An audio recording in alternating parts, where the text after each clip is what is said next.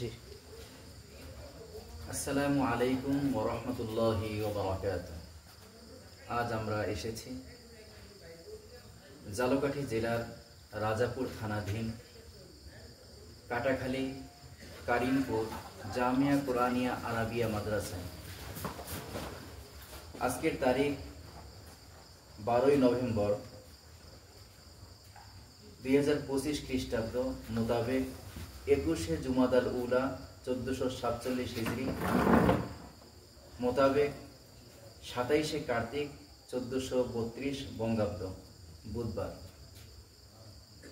আমাদের এখানে আছেন অত্র মাদ্রাসার সাবেক ওস্তাজে মুহতারাম, আমাদের ওস্তাদ হজরত কারি আব্দুর রব সাহেব রহমতুল্লাহ আলাইহি এর সুযোগ্য সাহেবজাদা জনাব কারি ইলিয়াস সাহেব দামাত বারাকাতুহু, আমাদের শ্রদ্ধেয় বড় ভাই এবং সম্মানিত ব্যক্তিত্ব। তিনি এই মাদ্রাসার সূচনা কাল থেকে এখানে পড়াশোনা করেছেন। এর বাইরে অন্যান্য জায়গায়ও পড়াশোনা করলেও এখানকার অবস্থা সম্পর্কে তিনি ভালোভাবেই জানেন। তার আব্বা এখানে শিক্ষক ছিলেন, সেই হিসাবে এখানের প্রতি তার আন্তরিকতা আছে। এরপরে সাথে সাথে তারই আপন ভগ্নিপতি হজরত মাওলানা আব্দুল সত্তার সাহেব দামাত বারাকাতুহু, যিনি চরমোনাই বাংলাদেশ কোরআন শিক্ষা বোর্ডের প্রধান প্রশিক্ষক, সেই হিসাবে এবং হজরতুল আল্লামা নুরুল হুদা ফয়জি রহমতুল্লাহ আলাইহি এর মহাব্বত, ভালোবাসা, তার প্রতি আন্তরিকতা ইত্যাদির কারণে এই মাদ্রাসা নিয়ে শুধুমাত্র এলাকার মাদ্রাসা হিসেবেই দেখেন তা নয়, বরং মাদ্রাসার সবাইকে তিনি পরিবারের সদস্যই মনে করেন। গতকাল 11ই নভেম্বর এই মাদ্রাসার প্রতিষ্ঠাতা হজরত মাওলানা নুরুল হুদা ফয়জি রহমতুল্লাহ আলাইহি দুনিয়া থেকে বিদায় নেন। আজ তার 10:30টার দিকে জানাজা হয়েছে, এখানেই দাফন করা হয়েছে। এখানে 3টি কবর আছে। একটা হলো আলহাজ ফজলুল হক আকন, যিনি এখানে প্রতিষ্ঠাতা সেক্রেটারি ছিলেন, 2020 সালে ইন্তেকাল করেছেন, তাকে এখানে দাফন করা হয়েছে। তার পশ্চিম পাশে আরেকটি কবর এই মাদ্রাসার একজন সদস্য, তার আহলিয়ে মোহতারামা, তার স্ত্রীর কবর। এরপরে এই কবরস্থানের পশ্চিম পাশ ঘেঁষে কবর গতকালকে খনন করা হয়েছে আল্লামা নুরুল হুদা ফয়জি রহমতুল্লাহ আলাইহি। আজকে রাতে এসেছি, তো মাদ্রাসার স্মৃতি, মাদ্রাসার ইতিহাস, ইতিকথা এগুলো একটু আলোচনা করা খুবই দরকার মনে করি। হুজুর চলে গেলেন, তো আজকে আমি কিছু কথা ভাবতেছিলাম। তো এই আলোচনা করতে গিয়ে আমাদের শ্রদ্ধেয় মোহতারাম ইলিয়াস সাহেব দামাত বারাকাতুহু তিনি বললেন আরো পূর্বের কথা। আমি মাসুম বিল্লাহ, আমার বাড়ি বরগুনা জেলার 5 নং ইউনিয়নের কদমতলা গ্রাম গাজীবাড়ি। আমি 1990 সনের 17ই জানুয়ারি জন্মগ্রহণ করি। 1999 সনে ক্লাস 5-এর প্রায় 3 মাস পড়া হয়ে গেছে, তখন চরমোনায় ভর্তি হয়েছি। সেখানে ভর্তি হওয়ার পর ছাত্র সংখ্যা বেশি হওয়ার কারণে আল্লামা নুরুল হুদা ফয়জি রহমতুল্লাহ আলাইহি আমাকে এখানে আসার পরামর্শ দেন। আমি এসেছিলাম 1999 সনে, কিন্তু মোহতারাম ইলিয়াস সাহেব দামাত বারাকাতুহু তিনি এরও পূর্বের ইতিহাস বা এরও পূর্বের বিষয়গুলো তিনি জানিয়েছেন, যেটা আমরাও জানি, তবে আমাদের চোখে দেখা নয়। তিনি তো চোখে দেখেছেন, পড়েছেন, এখানকার সার্বিক বিষয় তিনি জানেন। তো এজন্যই আশা করি আপনি ভালো আছেন। তো আপনার কাছে জানতে চাচ্ছি, আপনার বাড়িতে এখানে খুবই কাছে, 1 কিলোমিটার বা 1.5 কিলোমিটার হবে। আপনার আব্বা এখানে ওস্তাদ ছিলেন এবং স্বনামধন্য ওস্তাদ ছিলেন। আমি যখন এখানে পড়েছি তখন আপনার আব্বার তেলাওয়াত এতটা ভালো ছিল, আমার আব্বা বলেছেন, আমার আব্বাও কারিয়ানা পড়েছেন, কিন্তু আমার আব্বা বলেছেন যে এখানে এসেছো হুজুরের থেকে কিছু নেওয়ার চেষ্টা করো, আপনার আব্বার থেকে যেন কিছু নেওয়ার চেষ্টা করি। এ কথা আমার আব্বা তখন বলেছে, আমার এখন পুরো মনে তাজা মনে আসতেছে। আপনার আব্বার তেলাওয়াত সব কিছু খুব ভালো, পূর্ণাঙ্গভাবে ভালো, কোনো ঘাটতি নাই। এমন না যে গ্রামে একজন কারি সাহেব তো সাধারণ কারি সাহেব, নামকাওয়াস্তে কারি সাহেব তা না, বাস্তবিকই তিনি কারি সাহেব ছিলেন, কারি বা মুকররি ছিলেন। তো মুকরি তো আপনি এই মাদ্রাসা জামিয়া কোরআনিয়া, যেটা পরবর্তীতে আরাবিয়া শব্দ যুক্ত করা হয়েছে, প্রথমে ছিল জামিয়া কোরআনিয়া বহুমুখী মাদ্রাসা, আর তখন নাম ছিল কাটাখালী। তো আপনি এই মাদ্রাসার সূচনা লগ্নে, আমি তো 1999 সন থেকে কথা বলতেছি, আপনি তো এর পূর্ব থেকে এখানের অবস্থা জানেন। আমি কি দেখেছি সেটা আপনাকে একটুখানি বলি। আমি এখানে দেখেছি যে এই জায়গায় আমার আগে 3 জন ছাত্র ছিল। একজন ছিলেন আপনারই একজন ভাগিনা আব্দুল কাইয়ুম ইন্দুরকানী, তিনি ছিলেন। বরগুনা ঢলুয়ার মাওলানা আবু বকর সিদ্দিক, যিনি এখানে শিক্ষক ছিলেন এবং তার আহলিয়া সহকারে থাকতেন। নুরানি বিভাগে, কিরাতুল কোরআন বিভাগে আবাসিক শিক্ষক ছিলেন। তার চাচাতো ভাই আলাউদ্দিন, তিনিও ছিলেন। আরেকজন ছিলেন কুমিল্লা লাঙ্গলকোটের মোহাম্মদ ইউনুস, যিনি এখন হজরত মাওলানা আলহাজ হজরত মাওলানা মুফতি ইউনুস হাফিজাহুল্লাহ তাআলা, অনেক বড় মাপের আলেম, ইস্তেদাদওয়ালা আলেম, তিনি ছিলেন। 3 জন ছাত্র ছিল, আর আমি আসার পরে 4 জন। তবে এর বাইরে আপনার আব্বাজান সকালবেলা বাচ্চাদেরকে, মেয়েদেরকে পড়াইতেন, মেয়ে ছেলে সবাইকে পড়াইতেন। তো এটা আমি দেখেছি। তবে এর আগে একটা সময় গেছে, আমি শুনেছি যখন ছাত্র সংখ্যা বেশি ছিল, এরকম 3 জন 4 জন ছিল না। এই সেই বেশিটাই আপনি এখন উল্লেখ করার কথা একটু আগে বলেছেন, যে সেই ইতিহাসটা আপনি তুলে ধরলে ভালো হয়। আসসালামু আলাইকুম ওয়া রাহমাতুল্লাহি ওয়া বারাকাতুহু। আলহামদুলিল্লাহ, আল্লাহ পাকের শুকর যে আল্লাহ রাব্বুল আলামিন মাত্র জামিয়া কারিমিয়া, জামিয়া কোরআনিয়া আরাবিয়া মাদ্রাসা, এই অনেক পুরাতন মাদ্রাসা। আলহামদুলিল্লাহ, সর্বপ্রথম এই মাঠের মাঝখানে একটা মাদ্রাসা হয়েছে। এই মাদ্রাসা হওয়ার সময় এর প্রতিষ্ঠাতা লগ্নে ছিল হাফেজ মাওলানা আব্দুল লতিফ সাহেব। ওনার বাড়ি কারিমপুর গ্রামের ভিতরেই। কারিমপুর পরবর্তী নামকরণ করা হয়েছে, তবে এর আগে কানুদাসকাঠি ছিল, পরবর্তী টাইমে কারিমপুর নাম রাখা হয়েছে। কাজী এখানে হাফেজ আব্দুল লতিফ সাহেব, উনি প্রতিষ্ঠাতা লগ্নে ছিল, কিন্তু উনি আমাদের এখানের যে নূতন সেক্রেটারি, পুরাতন যিনি সেক্রেটারি আলহাজ ফজলুল হক, উনি এবং যাইয়া কারি দেলোয়ার খন্দকার ছিল। এরপর ওনার বাড়ি কোথায় ছিল? ওনার বাড়ি কানুদাসকাঠি। কানুদাসকাঠি একটা বড় এলাকা, এর মধ্যে ছোট ছোট শাখা শাখা নাম আছে। না, এটা কোনো শাখা নেই, সরাসরি কানুদাসকাঠি। জি। এরপর মাস্টার নুরুজ্জামান ছিল। এরপর আমার বাবা ছিলেন কারি আব্দুর রব সাহেব জমাদ্দার। এরা মোটামুটি এই প্রতিষ্ঠানের সাথে শুরু লগ্ন জড়িত ছিল।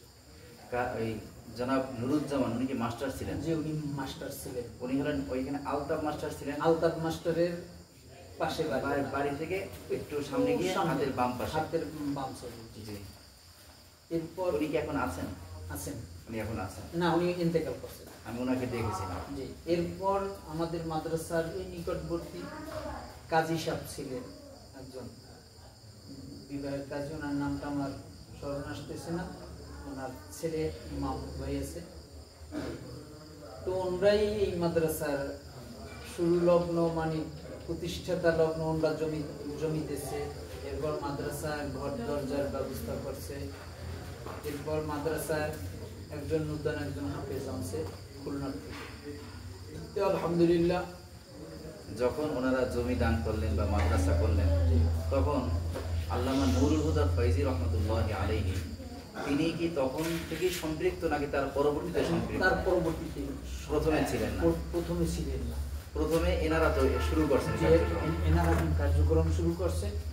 এনাদের থেকে যখন মাদ্রাসা আস্তে আস্তে ডেভেলপ হচ্ছে, তখন দেখা যায় যে যিনি আমাদের শুরু লগ্নে হাফেজ সাহেব ছিলেন, কারি হাফেজ আবু হানিফ সাহেব রহমতুল্লাহ আলাই, উনি আসার পরে বেশ 40-50 জন আমাদেরকে নিয়ে এই দর্শ দিয়েছেন।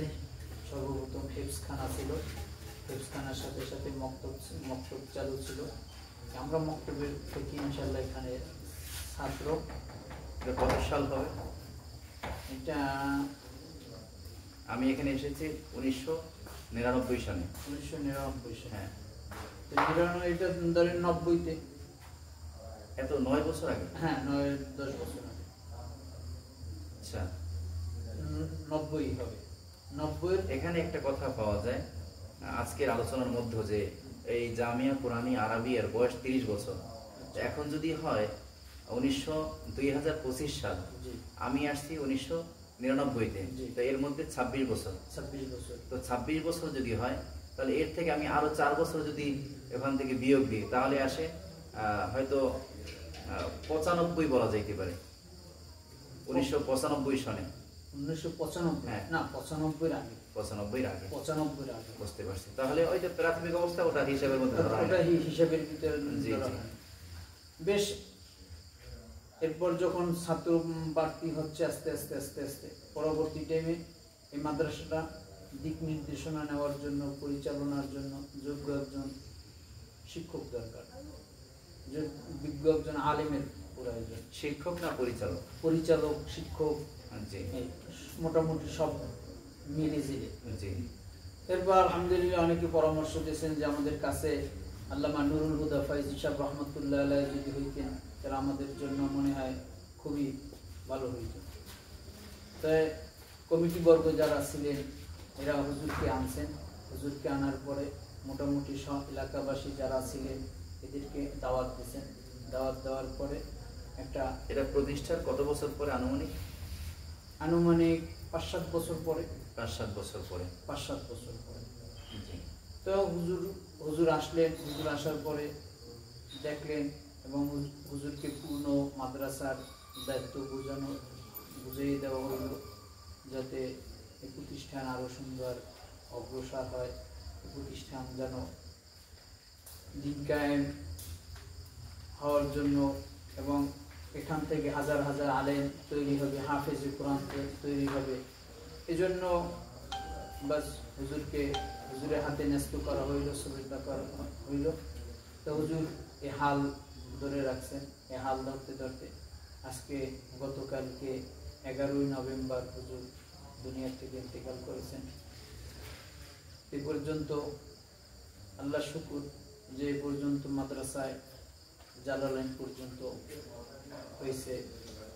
এরপর সামনে ভবিষ্যৎ ইনশাল্লাহ আশা করি আমরা যে দাওরায়ে হাদিস হবে। তাই আল্লাহ পাক আমাদেরকে এ পর্যন্ত যারা শিক্ষক ছিলেন সবাই বিজ্ঞ শিক্ষক ছিলেন। হুজুরের তদারকির মাধ্যমে, হুজুরের ইসলাহির মাধ্যমে এ পর্যন্ত আসছেন, এবং এই মাদ্রাসা থেকে হাজার হাজার ছাত্র বের হয়েছে, হাফেজ হয়েছে, আলেম হয়েছে। কোনো বহুত এই মাদ্রাসার ছাত্র শেখুল হাদিস হয়েছেন। এই মাদ্রাসার ছাত্র বড় বড় মাদ্রাসার হেফজখানার দায়িত্ব আছেন। বহুত মাদ্রাসার প্রতিষ্ঠাও করেছেন এই মাদ্রাসার ছাত্ররা। এগুলো এবং ভালো ভালো যোগ্যতা সম্পন্ন ওস্তাদ আসছে, পড়াইছে, আমরাও পড়েছি। এই আপনার আব্বাজান জনাব কারি আব্দুল রব জমাদ্দার সাহেব রহমতুল্লাহি আলাইহি, তার ব্যাপারে আমার বাবা বলেছিলেন যে তুমি এখানে পড়তেছ, তো তার থেকে কিছু নেওয়ার চেষ্টা করো। এখন পর্যন্ত আপনার আব্বার বলা কিছু নসিহত, জি এগুলো আমরা ছাত্রদেরকে বলি, জি ওই সময় শোনা।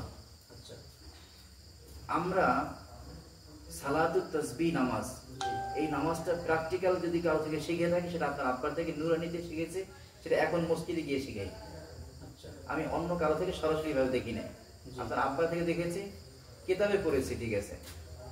আর প্র্যাকটিক্যাল যে শিক্ষাটা, এটা আপনার আব্বার থেকে। আপনার আব্বা পুরা জোর আওয়াজে সালাতুত তাসবিহ নামাজ এখানে পড়াইছেন, আচ্ছা ওই নুরানির বছর। জি আমি যত জায়গায়, যত মসজিদে, ওই বিশেষ করে সবে বরাতের সময়, লাইলাতুল নিসফি মিন শাবান, মসজিদে যে বলি, আপনার আব্বার শেখানোটা বলি। আচ্ছা তা আপনার আব্বার যে তেলাওয়াত ছিল, জি। সুন্দর তেলাওয়াত, এই তেলাওয়াত কোন গ্রাম্য যে কারি সাহেবদের নাম কাওয়াস্তে তা না। আপনার আব্বা সত্যিকার অর্থে একজন কারি সাহেব ছিলেন, যোগ্য কারি ছিলেন। আমার আব্বাজান রহমাতুল্লাহ আলাইহির মতন তেলাওয়াত যেভাবে সুন্দর পড়ছেন, তেলাওয়াত করেছেন, এরকম আমার নজরে খুবই কম দেখা যায়। এটাই সত্য। এটা খুব কম দেখা যায়। এবং তিনি কিরাতে সাবা পড়েছেন, কিরাতে আশরাও পড়েছেন, এবং তার তেলাওয়াতের ভিতরে একটা আলাদা একটা রুহানিয়াত ছিল, যে তেলাওয়াতের মাধ্যমে তেলাওয়াত শুরু করার সাথে সাথে আব্বাজান রহমতুল্লাহ আলাইহ তেলাওয়াত শুনে মানুষ কাঁদতো, চোখের পানি ফেলাইতো। এবং তার পিছে যেই একবার নামাজ পড়েছে, তার বারবার নামাজ পড়ার তামান্না ছিল। এবং আমাদের গ্রামের ভিতরে যে মসজিদ ছিল, প্রত্যেকটা মসজিদই আব্বা গেলে তার সামনে আর কেউ দাঁড়াইতো না, তাকেই নামাজ পড়ার জন্য বলতো। এবং এই মাদ্রাসার যিনি সেক্রেটারি আলহাজ ফজলুল হক আকন সাহেবের বাড়িতে আব্বা খতিব জুমার নামাজ পড়াইছেন। এবং ফজলুল হক আকন সাহেব তিনি আব্বাকে খুবই যথেষ্ট পরিমাণ সম্মান করত, ইজ্জত দিত, এবং তার প্রতি আন্তরিকতা ভালোবাসা ছিল। এই অত্র অঞ্চলের ভিতরে আমাদের পরিচয় দিতে শুধু আমার বাবার নামটা বললেই হই, দ্বিতীয় আর কারো পরিচয় দেওয়া লাগতো না যে অমুকের বাড়িটা কোথায়। আমার আব্বার নাম বললেই আলহামদুলিল্লাহ সাথে সাথে এখন পর্যন্ত আব্বার নামে আমরা পরিচয় দিই। যে আমাকে যদি না চেনে, যখন বলি যে না আমার আব্বা কারি আব্দুর রব জমাদ্দার, বাস দ্বিতীয় আর কোনো আর পরিচয় কেউ আমাদের কাছে জিজ্ঞেস করে না। আল্লামা নুরুল হুদা ফয়জি রহমতুল্লাহ আলাইহি, তার মাধ্যমে তার বুদ্ধিমত্তা, তার যোগ্যতা, তার উদ্যোগ, এগুলোর মাধ্যমে চরমোনাই মাদ্রাসা এই উন্নতির পিছনে তার বিশেষ ভূমিকা আছে। এটা যেমন সত্য, ঠিক আপনার আব্বা আব্দুর রব কারি সাহেব রহমতুল্লাহ আলাইহি, তারও এই কারিমপুর মাদ্রাসার পিছনে বহুত ভূমিকা আছে। আব্বা এই মাদ্রাসার শিক্ষক ছিলেন। এই মাদ্রাসা আব্বা প্রতিষ্ঠার লগ্নে আব্বা কমিটির ভিতরে ছিলেন এবং মাদ্রাসার শিক্ষক ছিলেন। এবং আমরা এই মাদ্রাসার ছাত্র, আমরা এই মাদ্রাসা প্রতিষ্ঠার লগ্নেই আমরা ছাত্র হয়েছি। তো এই মাদ্রাসায় আমার আব্বাও শিক্ষক ছিলেন, আমিও কোনো এক সময় শিক্ষক ছিলাম, এখনও আছি। এবং কারিমপুর মাদ্রাসার পিসা হুজুর রহমতুল্লাহ আলাইহ তিনি বলছেন যে ইলিয়াস, তুমি যতদিন থাকবা তোমার জন্য এই দরজা খোলা, তোমার জন্য দরজা বন্ধ হবে না, তুমি থাকবা এখানে, কেরাত পড়াবা। মাঝে মাঝে আলহামদুলিল্লাহ আমি যখন সময় পাই তখন আসছে কেরাত পড়াবার জন্য চেষ্টা করি। একটা বিষয়, বর্তমান যুগের অনেকটা পরিবর্তন আসছে বা আরো আসা দরকারও। তারপর ওই সময় যে জিনিসটা চলছে মুষ্টির চাউল উঠানোর জন্য, এই মাদ্রাসার পক্ষ থেকে লোটা নিয়ে যাওয়া হইতো। সেই লোটা আমার নিজের চোখে দেখা, আমি সেই কাজে আমিও ছিলাম। আপনার আব্বা আব্দুর রব কারি সাহেব রহমতুল্লাহ আলাইহি, তার চেহারার যে একটা মহব্বত বা একটা টান বা মানুষের পরিচিতি, এর মাধ্যমে তিনি এই মাদ্রাসার প্রতি ভালো, এই ব্যাপারে আমার নিজের চোখে দেখা যায় জিনিসটা, এই ব্যাপারে যথেষ্ট অগ্রগতি হয়েছে আপনার আব্বার কথার কারণে। যেমন কোনো বাড়িতে গেলে কে নাতি আর কে পুতি আর কে ভাতিজা আর ভাতিজি, এগুলো কিছু না কিছু হুজুরে আল্লাহ ভিন্ন একটা যোগ্যতা দান করছেন। এমন না যে নিজের মান সম্মান নষ্ট করে না, সাবলীল গাম্ভীর্যপূর্ণ সুন্দর মহব্বতের ভাষায় খুবই সুন্দরভাবে মানুষ এই মাদ্রাসার প্রতি আগাইছে। আব্বাজান রহমাতুল্লাহ আলাইহি তার যেরকম ছিল সুন্দর কণ্ঠ, মায়াবী কণ্ঠ, সেরকম ছিল তার মায়াবী কথা। এবং তাকে ছোট বড়, তাকে সবাই ছোট বড় সবাই তাকে ভালোবাসতেন এবং তাকে সবাই চিনতেন। যে আব্বাজান রহমাতুল্লাহ আলাইহি যখন ছিলেন, অত্র অঞ্চলের ভিতরে যত মুরব্বী ছিলেন তার সমবয়সী মুরব্বী, তাদেরকে আব্বাজান রহমাতুল্লাহ আলাইহি সবাইকে কোরআন শরীফ শিখিয়েছেন। এবং তার কাছে মানুষ আসতো কোরআন তেলাওয়াত শেখার জন্য, তেলাওয়াত করার জন্য এবং দ্বীনি তালিম নেওয়ার জন্য তার কাছে আসতো। এবং বিভিন্ন সময় বিভিন্ন পরামর্শ আব্বাজান রহমাতুল্লাহ আলাইহি দিতেন। এই আপনার আপনার আব্বা গৌরীপুরে না কোন জায়গায় একটা জায়গায় জুমা পড়াইতেন মনে হয় কোন এক সময়, ওটা নিজ গালুয়া, নিজ গেল, যাই হোক ওটাকে চটিখোলা হিসেবে বলে, ওখানে আব্বা জুমার নামাজ পড়াইতেন। প্রসঙ্গটা টানার পরে আপনার আব্বার বিষয়ে একটু ব্যাখ্যা, কিছুটা ব্যাখ্যা এই জন্য গেলাম, সাথে এটাও বলে রাখি আপনাদের পারিবারিক পর্দা অন্যান্য বিষয়গুলো আলহামদুলিল্লাহ প্রশংসনীয়। আমরা যখন নাবালেগ ছিলাম, ছোট ছিলাম, তখন থেকে দেখে আসছি, এটা এখন পর্যন্ত আলহামদুলিল্লাহ আল্লাহ পাক আল্লাহর রহমতে এটা দায়েম আছে। হ্যাঁ, স্বাভাবিকভাবে বর্তমানে এই যুগে যারা আলেম মুফতি হয় তাদের কথাটা আলাদা, কিন্তু স্বাভাবিক একজন কারি সাহেব তার ফ্যামিলির লোকদেরকে এতটা যে কন্ট্রোল করা, মানে তার আহলিয়া, এটা খুব কম দেখা যায়, যেটা আপনার আম্মার মধ্যে আমরা অনুভব করছি। আসলে কি, আব্বাজান রহমতুল্লাহ যখন ছিলেন আমাদের ছোটবেলায়, তখন আমরা দেখতাম যে আমাদের বাড়িতে পরপুরুষ ঢোকা তো দূরের কথা, কোনো মহিলারা পর্যন্ত আমাদের বাড়িতে ঢুকতেন না। এমনকি আমার আব্বা যদি বাড়িতে থাকতেন, তারা আমাদের চাচাতো বোনরা বা ফুফিরা যারা ছিলেন, যাদেরকে দেখা দেওয়া যায় ছিল না, আব্বা যখন শুনতো যে আব্বা বাড়িতে আছেন, তখন তারা আর ওই রাস্তা দিয়ে হাঁটতেন না এবং সবাই বাড়ির ভিতরে থাকতেন। যখন শুনতো যে আব্বা নাই, তখন তারা রাস্তার থেকে হাঁটতেন। এরকম ছিল আব্বার, আমাদের ছোটবেলায় দেখছিলাম আব্বাকে। এরপরে মাওলানা আব্দুল সত্তার সাহেব দামাত বারাকাতুহু, উনি হলেন আপনার ভগ্নিপতি, আমার মেজ ভগ্নিপতি, আপনার মেজ ভগ্নি, আমার মেজ ভগ্নি। জি, তো এটা এই প্রসঙ্গটা একটু বেশি টানলাম এর জন্য, এক তো উনি আন্তরিক, উনি ছিলেন এখানে প্রতিষ্ঠা লগ্ন থেকেই আছেন, এবং আমার আপনার আব্বার বিষয়ে টানার উদ্দেশ্য হলো যোগ্যতা বা যোগ্যতা সম্পন্ন শিক্ষক শুরু থেকে নিয়োগ দেওয়ার যে একটা ধারা, সেই ধারার কথাটা উল্লেখ করার উদ্দেশ্য। একটু বেশি ব্যাখ্যায় গেলাম, একটু যদিও এটার সাথে সম্পৃক্ত না, কিন্তু প্রয়োজন মনে হলো এই জন্য করলাম। সাথে সাথে মাওলানা আবু বকর সিদ্দিক দামাত বারাকাতুহু, যিনি বরগুনা কলেজিয়েট জামে মসজিদের ইমাম বর্তমানে, তিনি এখানে ছিলেন। এর আগে মংলা এক জায়গায় ছিলেন, তারপরে এখান থেকে কলাপাড়া থেকে বরগুনা কলেজিয়েট স্কুলে জামে মসজিদে নামাজ পড়াইতেছেন।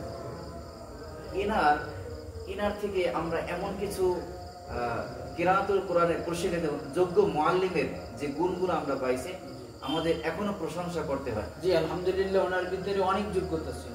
উনি প্রাথমিক পর্যায়ে যে ছাত্র কিভাবে গড়তে হয় এবং কিভাবে তাদেরকে দ্বীনি ইলম শিক্ষা দিতে হয়, এই কলা কৌশলটা ওনার ভিতরে ছিল এবং এই যোগ্যতাটা ওনার ভিতরে ছিল। ওনার ভিতরে আমলিয়াত ছিল এবং কথার ভিতরে রুহানিয়াত ছিল এবং কাজের ভিতরে আলাদা একটা বরকত। উনিও মাদ্রাসার প্রতি যথেষ্ট আন্তরিক ছিলেন।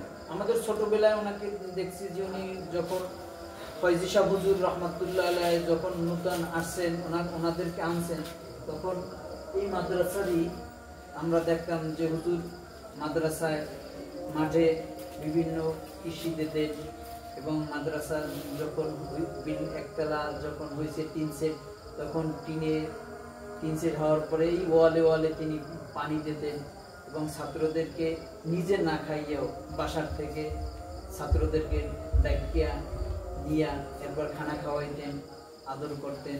এবং ওনার স্ত্রী রান্না করতেন। ওনার স্ত্রী বোর্ডিং এর বাবুর্চি না থাকলে ওনার স্ত্রী না, আমি যতটুকু জানি, জি। আমি যখন প্রথমে 1999 সনে আসছি তখন দেখছি যে ওনার স্ত্রী রান্না করতেন এবং যত সম্ভব হতো কোনো টাকাও নিতেন না। না, ফ্রি লিল্লাহি হ্যাঁ, তাআলা। যখন আমি প্রথম যেদিন আসছি উনি প্রথম তো মাহফিল চলতেছে, আমাকে গজল বলতেছিল, তখন এসে দেখছি, তখন ছোট ছিলাম, জি। হুজুরকে দেখলাম, হুজুর স্ত্রীকে দেখছি, আপনার বোন ছিল একজন। আচ্ছা। হ্যাঁ, ছোট বোন শারমিন? না, তাহলে আপনার ছোট বোন শারমিন, সে তো ওই সবাহি মক্তবেও পড়তো জি। ওই টাইমে। আচ্ছা। এরপরও বরিশাল ফজিলাতুন্নেসা না জানো কোন জায়গায় শিক্ষকতা করতেন? না, পড়তেন তখন। আমার ছোট বোন ফজিলাতুন্নেসা শারমিন। শারমিনের বড় একজন নাজবিন। জি, হ্যাঁ হ্যাঁ, ওনাকে দেখছি। আচ্ছা। পুরো ক্লিয়ার মনে আছে। তো যাই হোক, যে কথা বলছিলাম, যেখানে খুব আন্তরিক ছিলেন। জি। এরপরে আমার মূল আলোচনায় এই মানে যোগ্যতা সম্পন্ন শিক্ষক ধারাবাহিকভাবে যে আসছে, জি। আলহামদুলিল্লাহ প্রশংসনীয়, চেষ্টার মধ্যে কোনো ঘাটতি ছিল না। তো আমি এখন আপনার কাছে জানতে চাই, সেটা হলো আপনি ওস্তাদের একটা ধারণা যদি বলতেন যে এই কার্যক্রম যখন দেলোয়ার সাহেব থেকে নিয়ে আব্দুল লতিফ সাহেব থেকে নিয়ে শুরু করে এই কার্যক্রম যখন শুরু হয়, জি। তখন শিক্ষকদের নামটা ধারাবাহিক যদি বলতেন, প্রথম কোথার কে ছিলেন? সব শিক্ষকদের নাম আমার এখন পর্যন্ত ভুলে গেছি। তারপরও শুরুর প্রথম ছিলেন যাইয়া হাফেজ আবু হানিফ। আবু বক্কর। আবু বকর তো বরগুনার। না, শুরুতে আবু হানিফ না আবু বক্কর নামটা পাওয়া যাবে। জি। দুই নামের যে কোনো একটা নাম। তবে বরগুনার যিনি ছিলেন তার নাম আবু বকর ছিল, এটা শিওর। এটা শিওর। জি। আর প্রথম যে তার ব্যাপারে আপনি আবু হানিফ হতে পারে, আবু বকর হতে পারে। আবু বক্কর হতে জি। পারে। এবং উনি হাফেজ ছিলেন। হাফেজ ছিলেন। উনি প্রায় 9 বছর পর্যন্ত মাদ্রাসায় শিক্ষকতা করেছেন। 9 হতে পারে বা 5 হতে পারে, কম বেশি হতে পারে। 9 বছর 9 বছর এখানে এখানে দীর্ঘদিন তাহলে ছিলেন। দীর্ঘদিন ছিলেন। এবং উনি এখানে যখন আসছেন তখন অত্র অঞ্চলের ভিতরে কোথাও মাদ্রাসা নেই। একমাত্র মাদ্রাসা ছিল গালুয়া মাদ্রাসা। নলবনিয়া যে সিনিয়র মাদ্রাসা, ওইটা কি ছিল? ওটা ছিল, ওটা অনেক পূর্বে। ওটা অনেক অনেক পূর্বে। কিন্তু এই যে কওমি ধারার যে মাদ্রাসা এরকম এরকম এটা শুরু লগ্ন হয়েছে তখন। জি। এরা গালুয়া, এই আপনার এই সিনিয়র মাদ্রাসার আগে হচ্ছে গালুয়া মাদ্রাসা, যেটা গালুয়া আশরাফুল উলুম জি কওমি মাদ্রাসা কাফিয়া পর্যন্ত। তো এই অঞ্চলটা আবাদ হয়েছে গালুয়া মাদ্রাসার কারণে। ওরা কি আশরাফুল উলুম না মাহতাবুল উলুম? মাহতাবুল মাহতাবুল উলুম। তো আমাদের বাড়িতে বহুত ছাত্ররা থেকে মানে কাফিয়া পর্যন্ত পড়ে গেছেন। এরপর বড় বড় আলেম হয়েছে, হাফেজ হয়েছে, বহুত মাদ্রাসার সাইকুল হাদিস হয়েছেন। এই মাদ্রাসা যখন প্রথম আপনি দেখেছেন, জি। আর আমি 1999 সনে যেটা দেখেছি, জি। আমি দেখেছিলাম এখানে যে মসজিদ আছে, জি। এই মসজিদের যে গেট, জি। এই গেটের পরের জায়গাটা ছিল আল্লাহ শামসুল হক বরকত চেয়ারম্যান, উনি মারা গেছেন। উনি মারা গেছেন। তো ওনার জমি ছিল, ওখানে এই ছিল মেহগনি গাছ ছিল, বেরবার কাটা ছিল, জি। মেহগনি গাছ ছিল। আর এর উত্তর পাশের এই জায়গাটা, এটা ওনার ছিল না, এটা পরবর্তীতে আল্লামা নুরুল হুদা ফয়জী সাহেব আলাদাভাবে ক্রয় করেছেন। আর শামসুল হক বরকত চেয়ারম্যান, ওনার যে জমিটা, ওটা কিভাবে আনছেন? ওটা উনি ইন্তেকালের আগে উনি মাদ্রাসায় অক্ষ করে দিয়েছেন। আলহামদুলিল্লাহ, জি। আমি এমনটাই শুনেছিলাম। এর আগে ওনাকে কয়েকবার করা হয়েছে, যে আপনি বিক্রি করার জন্য ওনাকে বলা হয়েছে, কিন্তু তখন আর বিক্রি করেন না। উনি বলছেন যে আমি বিক্রি করবো না। তো আলহামদুলিল্লাহ ইন্তেকালের বছর খানিক আগে উনি মাদ্রাসায় এটাকে দান করে দেওয়া হয়েছে। এখন যে মসজিদ আছে, এই মসজিদের পূর্ব সাইডের কিছু অংশ, এই যে মাঠটা দেখা যাচ্ছে, জি। এই মাঠের কিছু অংশ জায়গা মাদ্রাসা ছিল, মাঠের ছিল। ছিল। আর এরপর থেকে মূলত ওখানে ছিল। এরপর থেকে মূলত ওখানে এই যে মাদ্রাসা দেখতেছেন আপনি যা করছেন, আসলে তো ম্যাক্সিমাম মানুষ দান করছে, সবই দান। অল্প একটু কত 50 হাত বাই 20 হাত জায়গা মাদ্রাসায় ক্রয় করা, মানে করা, দান করা সর্বপ্রথম 50 হাত বাই 20 হাত। আমরা যখন লেখাপড়া করছি আমরা তো 50 বাই 20 হাত, তাতে হয়তো 8% মতো না, এত হবে না, 7%। আপনার আমি কাঠা বলতেছি না, শতাংশ বলতেছি। শতাংশ কত 5-7% হবে, এরকম হবে, এর চেয়ে বেশি হবে না। বুঝতে পারছি। জায়গাটা স্কোয়ার ছিল। এখানে একটা বিষয় বলে রাখি, সেটা হলো আলহাজ শামসুল হক চেয়ারম্যান, উনি হলেন আব্দুর রব বুলবুলি বাংলাদেশ তার ছেলে। আব্দুর রব বুলবুলি বাংলাদেশ তার নাম দেশের মধ্যে খুবই প্রসিদ্ধ, এবং বিশেষ করে সারসিনা মাদ্রাসায়, সারসিনা মাহফিলে ওনার ব্যাপারে খুবই প্রশংসা আছে। মাদ্রাসার জন্য উনি যথেষ্ট খিদমত করেছেন। উনি যখন ইন্তেকাল করেন তখন আমি এখানে পড়তাম। সারসিনা হযরত মাওলানা আমির হিজবুল্লাহ মাওলানা শাহ মহিবুল্লাহ রহমতুল্লাহ আলাইহি তিনিও শোকবার্তা জানিয়েছেন, যথেষ্ট মহব্বত করতেন। আর ওনার ছেলেই হলো শামসুল হক বরকত চেয়ারম্যান, এবং তারই আরেক ভাই আছে যার নাম হলো বজদুল হক হারুন, যাকে BH হারুন বলা হয়। সম্ভবত বরিশাল টু ঢাকা যে বিমান আছে তার মধ্যে তার শেয়ার আছে, পুরোটাই তার মালিকানা ছিল। আচ্ছা, এই বিমান কি সরকার ছাড়া কোনো ব্যক্তি মালিক পূর্ণাঙ্গভাবে হওয়ার সুযোগ রাখে কি? হ্যাঁ, সুযোগ রাখে। যাই হোক, তো এখন সেই শামসুল হক বরকত চেয়ারম্যানের জমিটা ছিল এখানে, তো পরবর্তীতে দান করা হয়েছে। আমি এখান থেকে 2004 সনে বিদায় নিয়ে গেছি ঢাকা হাফেজ আব্দুল হক সাহেবের ওখানে। তখনও ওই জমি তিনি দান করেন নাই, এর পরবর্তী দান করেছেন। ওনাকে আমি দেখতাম যে গালুয়া থেকে মোটর সাইকেলে করে যেতেন ওই কানুদাস কেটে ওনার ইসলামিক মিশন, ওখানে যেতেন। আরেকটা বিষয় হলো এই জায়গায় জমি কতটুকু ছিল, ওই পাশে কতটুকু ছিল, আর এই পাশে ছিল এই যে মাঝখানে একটা রাস্তা দেখা যায়, অর্থাৎ এই যে বিল্ডিংটা এখানে আমরা যেটা দেখতে পাচ্ছি, এই যে দেয়ালের পরে একটা রাস্তা আছে, সোজা রাস্তা দক্ষিণ উত্তর দিকে। এই রাস্তার এই পাশে পূর্ব পাশে সামান্য কিছু জমি ছিল, এরপর থেকেই ছিল আবার অন্যদের জমি। এগুলো অন্যদের জমি ছিল। জি, এই ব্যাপারে আপনি কি জানেন? কিছু কিরায় করা হয়েছে, কিছু আল্লাহর রাস্তে কারিমপুর মাদ্রাসায় দান করছে। ম্যাক্সিমাম দানের সম্পত্তি বেশি, জমি জমা বেশি, কিরায় করা কম। বুঝতে পারছি। যাই হোক, আজকে কিছু আলোচনা হলো, আলোচনার মধ্যে আমাদের মুহতারাম ইলিয়াস সাহেব দামাত বারাকাতুহুমের আব্বাজানের কথাও আলোচনা হলো, মাদ্রাসার সূচনা লগ্নের কিছু আলোচনা হলো। আমরা 1999 সন থেকে দেখেছি, এর পূর্বের অনেক বিষয় যেটা তিনি দেখেছেন, শুরু থেকে দেখেছেন, এবং শুধু দেখা নয় বরং তার আব্বাও প্রতিষ্ঠা লগ্ন থেকে এখানে সদস্য ছিলেন, আন্তরিক ছিলেন, এবং পরবর্তীতে ওস্তাদও ছিলেন। সর্বদিক থেকে তার ছেলের পক্ষ থেকে ভালো কিছু জানা যাবে, এটাই স্বাভাবিক। আমরা আজকে তার থেকে এটা জানতে পারলাম, এজন্য আপনাকে আন্তরিকভাবে ধন্যবাদ। জাযাকুমুল্লাহু আহসানুল জাযা। জি, আলহামদুলিল্লাহ, শুকরান। আল্লাহ পাক আপনাকে নেক হায়াতে তৈয়বা দান করুন।